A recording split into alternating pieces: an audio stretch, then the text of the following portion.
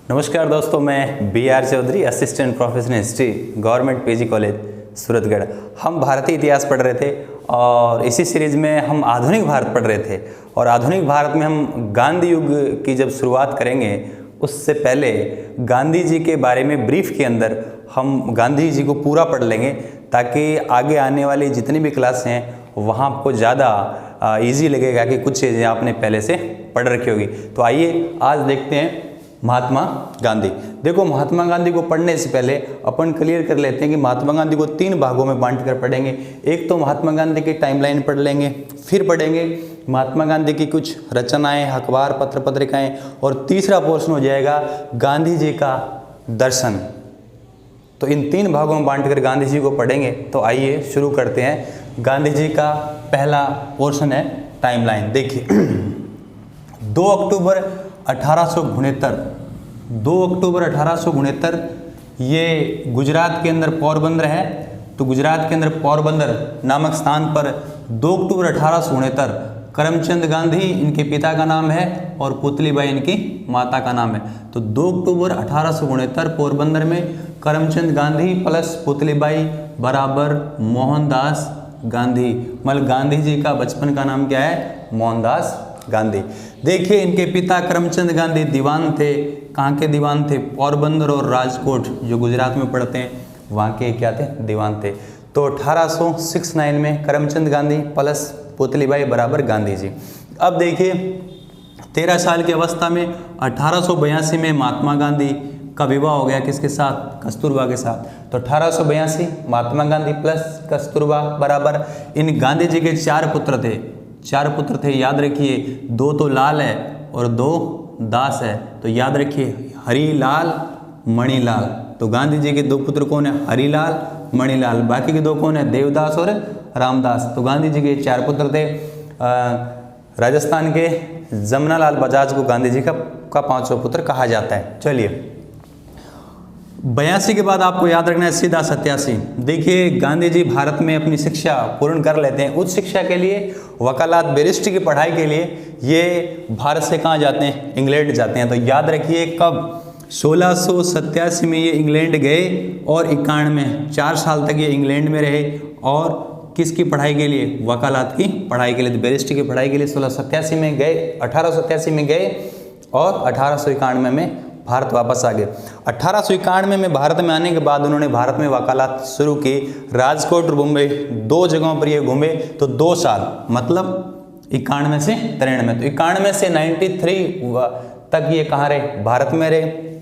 फिर याद रखना भाई 91 में आ गए, 91 से 93 तक भारत में उन्होंने प्रैक्टिस किया वकालत की। और उसके बाद इनके पास एक केस आता है। भारतीय मूल के कुछ लोग साउथ अफ्रीका, ये अफ्रीका महाद्वीप है और ये दक्षिण अफ्रीका देश है, दक्षिण अफ्रीका में रहते थे। दादा अब्दुल्ला, उनका केस वहाँ चल रहा था।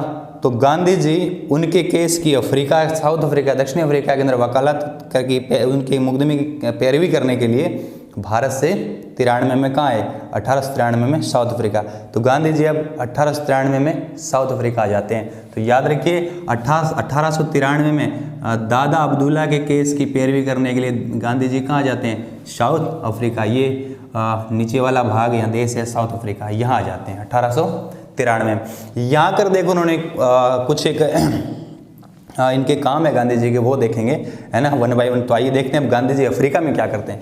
तो याद रखिए अगले साल 1894 में उन्होंने नेटोल प्रांत में नेटोल इंडियन कांग्रेस की स्थापना की। तो 1894 में साउथ अफ्रीका में नेटोल इंडियन कांग्रेस की स्थापना। अब याद रखना 1906 गांधी जी ने फिनिक्स फोरम की स्थापना की थी डरबन में, डरबन साउथ अफ्रीका में। तो याद रखिए 1906 में उन्होंने क्या किया था? डरबन में फिनिक्स फोरम की स्थापना की थी। ये डरबन पड़ता है अरब सागर के, है ना, तट, अफ्रीका, अरब सागर अफ्रीका का ये मिलता है, वहाँ है, समुद्र के किनारे है। तो डरबन में फिनिक्स फोरम 1906। याद रखना इसी टाइम उन्होंने, गांधी जी ने अपने जीवन में प्रथम सत्याग्रह का प्रयोग कहाँ किया था?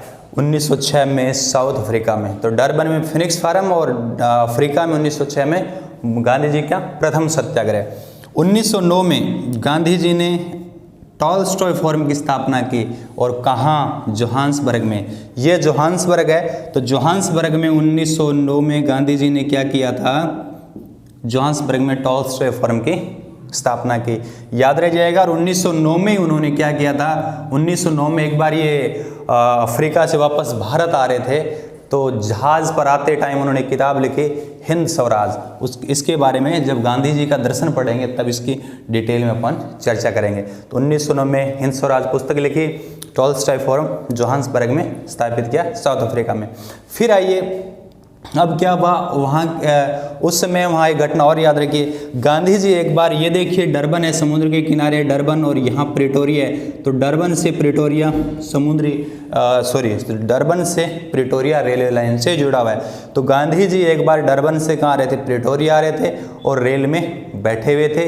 याद रखना एक स्टेशन आया मैरिसबर्ग, तो डरबन और प्रिटोरिया के बीच में मैरिसबर्ग रेलवे स्टेशन पर जब स्टेशन आया, वहाँ एक टीटी ने गांधी जी के पास फर्स्ट श्रेणी का टिकट था, उसके बावजूद भी, क्योंकि अंग्रेज अफ्रीका में रंग भेद नीति थी, तो गांधी जी ये ब्लैक लोग थे, उनको फर्स्ट क्लास में बैठने की अनुमति नहीं थी, लेकिन गांधी जी ने टिकट लेकर बैठे थे। तो याद रखना यही वो मैरिसबर्ग रेलवे स्टेशन है जहाँ गांधी जी को क्या कर दिया, रेल से बाहर निकाल दिया, है ना, डब्बे से, फर्स्ट क्लास से। ये घटना मैरिसबर्ग के, याद रखना। अब देखिए गांधी जी, अब उसी समय यह ध्यान रखिए फर्स्ट वर्ल्ड वार शुरू हो चुका था, उससे पहले 1914 से 18 फर्स्ट वर्ल्ड वार शुरू हो चुका था। और उसी टाइम पीरियड के दौरान गांधी जी अफ्रीका को छोड़कर वापस क्या गए, भारत थी। तो गए कब थे, 1893 में गए थे। तो गांधी जी वापस अफ्रीका से कब आते हैं, 1915 में गांधी जी वापस भारत आ जाते हैं। और वो तारीख है 9 जनवरी, तो 9 जनवरी 1915 को गांधी जी भारत आए। और आपको याद होगा 9 जनवरी को इसलिए प्रवासी भारतीय दिवस मनाते हैं। तो आइए 9 जनवरी 1915 गांधी जी भारत आए, इसलिए 9 जनवरी को प्रवासी भारतीय दिवस हम लोग मनाते हैं। देखिए जब 15 के अंदर भारत आए तब फर्स्ट वर्ल्ड वार चल रहा था, भारत पर अंग्रेजों का शासन है। अंग्रेजों ने गांधी जी को कहा कि आप हमारा सहयोग करो युद्ध में, युद्ध जीत जाएंगे तो आपके लिए हम संवैधानिक सुधार लाएंगे, ये लाएंगे वो लाएंगे। तो गांधी जी अंग्रेजों की बातों में आ गए। गांधी जी 15 में आते ही पूरे हिंदुस्तान का क्या किया, दौरा किया, गांव-गांव का दौरा किया और ग्रामीण युवाओं को फौज में, सेना में भर्ती होने के लिए प्रोत्साहित किया। इसलिए गांव के लोगों ने गांधी जी को कहा कि ये तो भर्ती करने वाला सार्जेंट है। तो आइए 15 में गांधी जी भारत आए और आकर संपूर्ण भारत को उन्होंने भ्रमण किया, युवाओं को सेना में भर्ती होने के लिए क्या प्रोत्साहन दिया। तो इसको गांधी जी को क्या कहा गया, भर्ती करने वाला सार्जेंट का लोगों ने। 15 में पूरे भारत में घूमे। 16 में आए साबरमती गुजरात में है और साबरमती आश्रम की स्थापना कर दी। तो 16 में याद रखना, 16 में साबरमती आश्रम की स्थापना कर देते हैं, बहुत इंपॉर्टेंट है, कई बार पूछा गया है। 17 के अंदर क्या हुआ, फर्स्ट वर्ल्ड वार चल ही रहा है और ये है बिहार, है ना, ये वाला इलाका बिहार, और बिहार के अंदर ये जगह है चंपारण। तो चंपारण बिहार के अंदर वहाँ किसानों ने विद्रोह कर दिया।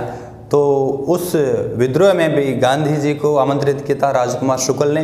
तो गांधी जी चलकर यहाँ साबरमती से बिहार चंपारण गए, आंदोलन का नेतृत्व किया और यह आंदोलन सफल रहा। तो 17 में गांधी जी ने क्या किया, चंपारण किसान आंदोलन का सफल नेतृत्व किया। चंपारण कहाँ है, बिहार में। 18 में गांधी जी ने 2 आंदोलन किए, याद रखना, वो भी सफल हो गए। गुजरात में ये एक अहमदाबाद मिल मजदूर आंदोलन, है ना।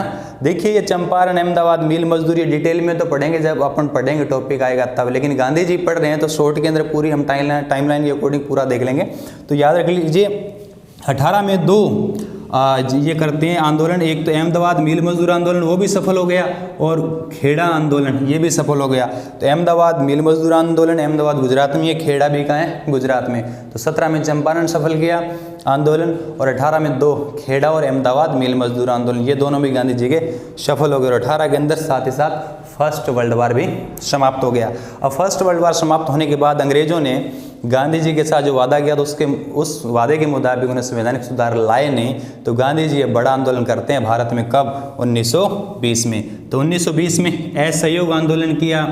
आपको पढ़ाया मैंने, एक वीडियो डाल रखा है असहयोग आंदोलन का, पूरा डिटेल में वो आप देख लेना, यहाँ केवल अपन ब्रीफ में देख लेना।